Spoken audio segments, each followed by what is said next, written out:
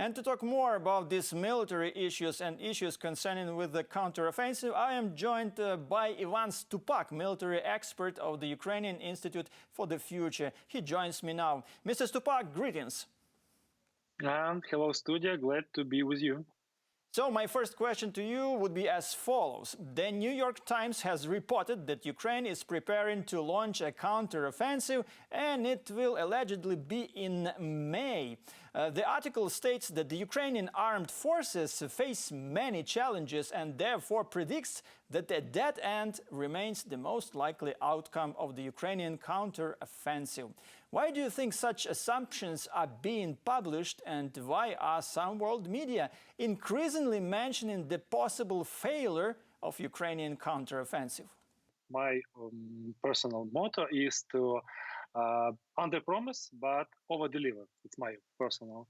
In this particular case, I could tell you that United States media, especially this newspaper, they willing to provide their citizens of United States with full information about what is going on with Ukraine, what is going on with Russian invasion, what is going on with supplies of United States ammunition to Ukraine. Where is so long-awaited counteroffensive? So while they're waiting, so they would like to supply with different type of scenarios.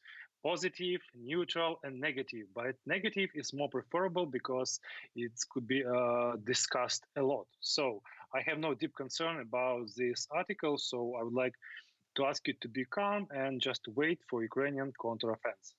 So, with the improvement of weather conditions in Ukraine, Russian forces can go on the offensive in several areas of military operations. This was stated by John Kirby, coordinator of strategic communications of the White House National Security Council. How far will the Russians be able to go, and will they abandon the idea when Ukrainian counteroffensive begins? Okay, look, in this particular case, I assume that it's just a bait. Okay, I will explain why.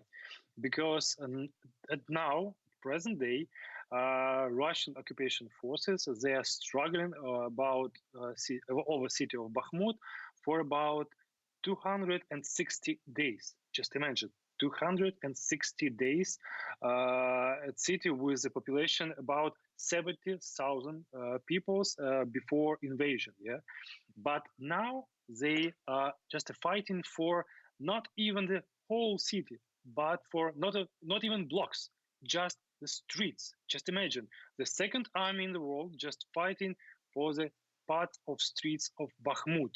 So I do not believe that Russian Federation could afford provide new one offensive operation, for example, on different location.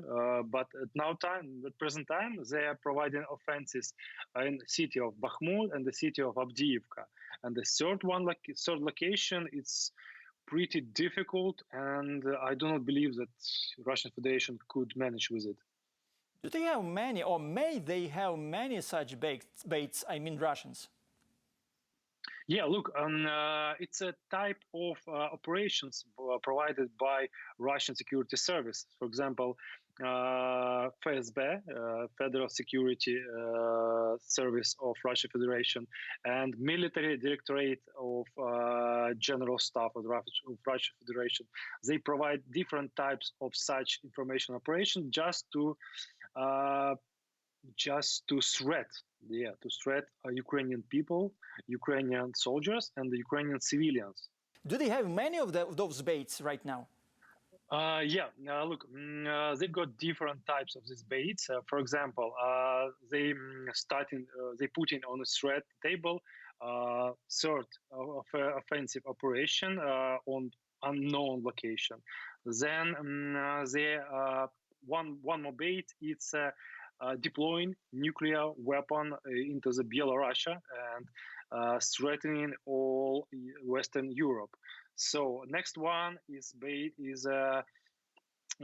concerned about chemical and biological weapon produced in Ukraine. So it's a fake, but it's also bait. So different types.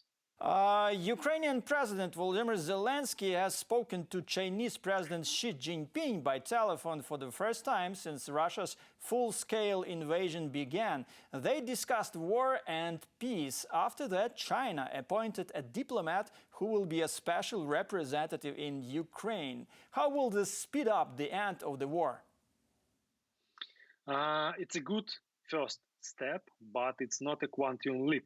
So it was just only one step. I believe it's a first step, but it's a long way ahead.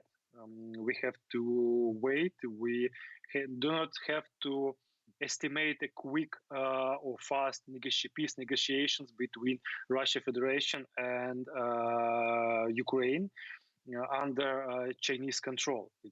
I don't believe in this. So negotiations could be provided, could help, but in foreseeable future, but not now. Okay, thank you very much. This was Ivan Stupak, military expert of the Ukrainian Institute for the Future. We talked about the current situation on the front lines and the future prospects of the Ukrainian counteroffensive. More to come. Thanks for watching our YouTube channel. Latest news, trends, and analytics on all about Ukraine. Like, share, and subscribe. Any questions, proposals, and comments, contact us via email.